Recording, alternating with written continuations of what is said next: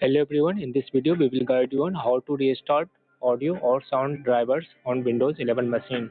For that, all you need to do is right click on this one start button and here select device manager option, then expand audio inputs and outputs, then select speakers and right click on it, then click on disable device option. Here click yes. Now right click on the same speakers and select enable device option. Using this type of method, you can restart your audio or sound drivers without actually restarting your Windows 11 machine. Thank you. If you have not yet subscribed to our channel Gear Up Windows, do hurry up. A lot of video tutorials are awaiting for you.